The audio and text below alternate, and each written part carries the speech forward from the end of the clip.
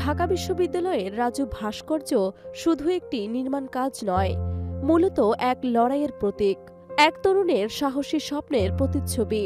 সেই রাজু যার পুরো নাম মঈন হোসেন রাজু, যিনি নিজের জীবন বাজি রেখে দেখিয়ে গেছেন সন্ত্রাসের কাছে মাথা নোয়ানো যায় না।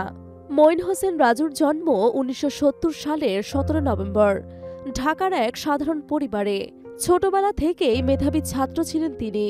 স্কুল কলেজ পেরিয়ে ১৯৮৭ সালে ঢাকা বিশ্ববিদ্যালয়ের মৃত্তিকা পানি ও পরিবেশ বিভাগে ভর্তি হয়েছিলেন রাজু। উঠেছিলেন ডক্টর মোহাম্মদ শহীদুল্লাহ হলে। পড়াশোনার পাশাপাশি তিনি ছাত্র রাজনীতিতেও সক্রিয় ছিলেন। শুরু থেকে যুক্ত হয়েছিলেন কমরেডদের সাহসী দল ছাত্র ইউনিয়নের সাথে। অন্যায়ের বিরুদ্ধে সরব হওয়া ছিল তার স্বভাব। ১৯৯২ সাল ঢাকা বিশ্ববিদ্যালয়ের ক্যাম্পাসে তখন ছাত্র সংগঠনের আধিপত্যর লড়াই চলছে।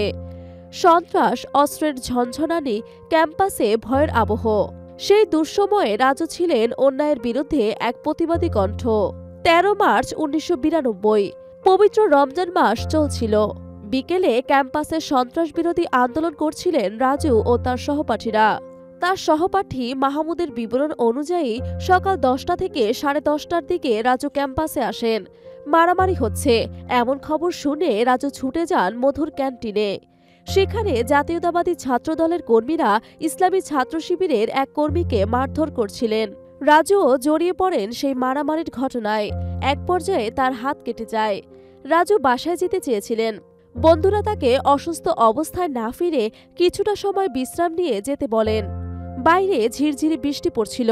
এর মধ্যে রিকশায় করে তারা টিএসসিতে যান। মাহমুদকে নিয়ে টিএসসির ভেতরে ঘুরে এসে বাইরের মূল ফটকে দাঁড়ান রাজু। বৃষ্টি হচ্ছিল। সেখান থেকে তারা দেখলেন ছাত্রদল হাকিম চত্বরের দিকে আর ছাত্রলীগ শামসুন্নাহার হলের দিকে গুলি ছুটতে ছুটতে সরে যেতে থাকল। বৃষ্টি থামার পর পুলিশ ডাসের কাছাকাছি অবস্থান নেয়। পুলিশ অস্ত্রধারীদের কিছু না বলে উল্টো সাধারণ ছাত্রছাত্রীদের সরে যেতে বলে। ওসি রাজুর দিকে আঙুল তুলে অন্য পুলিশদের বলতে থাকেন, এই ছেলেকে ধরো। রাজু উত্তেজিত হয়ে নিজের বুকের শার্টে হাত ধরে বলেন, ধর আমাকে। পরিস্থিতি সামলে নিতে চাইলেন মাহমুদ। তিনি রাজুকে টিএসসির মাঝখানে টেনে নিয়ে যান। রাজু তখন সহপাঠী রহিমের দিকে আঙুল তুলে বললেন, স্লোগান ধর রহিম। রহিম জানতে চাইলেন কোন সংগঠনের ব্যানারে মিছিল হবে। রাজু গণতান্ত্রিক ছাত্রৈক্যর নামে স্লোগান দিতে বললেন। স্বোপার্জিত স্বাধীনতা ভাস্কর্য অতিক্রম করে কিছু দূর যাওয়ার পর একটি গুলি ছোড়া হয়। রাজু চিৎকার করে মাহমুদকে বলেন, ওরা মিছিলের উপর গুলি করেছে। পর মুহূর্তে আরেকটি গুলির শব্দ শুনলেন তারা। রাজু মাহমুদকে টান দিলেন। মাহমুদ ভাবলেন রাজু শুয়ে পড়ার জন্য তাকে টানছেন। মাহমুদ হাঁটু গেড়ে বসতেই তার কাঁধে রাজু হেলে পড়লেন। তার দুই চোখ তখন উল্টে গেছে। সেই করুণ মুহূর্তের বর্ণনা দিতে গিয়ে মাহমুদ বলেন, রাজুকে জড়িয়ে ধরে দেখলাম ওর হাত বেয়ে রক্ত ঝরছে। সন্ত্রাসীদের ছোড়া তপ্ত বুলেট বিদ্ধ করে রাজুর বুক। রক্তাক্ত শরীর নিয়ে মাটিতে লুটিয়ে পড়েন তিনি। সময়টা ছিল তখন ইফতারের, যখন সবাই রোজা ভাঙতে বসেছিল। রাজুর বাবা এসেছিলেন আমেরিকা থেকে। পরিবারের সকলের একসাথে ইফতার করার রেওয়াজ ছিল।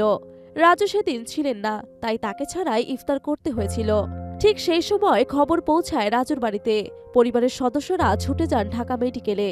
কিন্তু ততক্ষণে সব শেষ। রাজু আর বেঁচে নেই। রাজুর মৃত্যু ঢাকা বিশ্ববিদ্যালয়কে নড়বড়ে করে দিয়েছিল। তার স্মরণে পরবর্তীতে রাজু ভাস্কর্য নির্মাণ করা হয়, যা আজও বাংলাদেশের ছাত্র আন্দোলনের প্রতীক।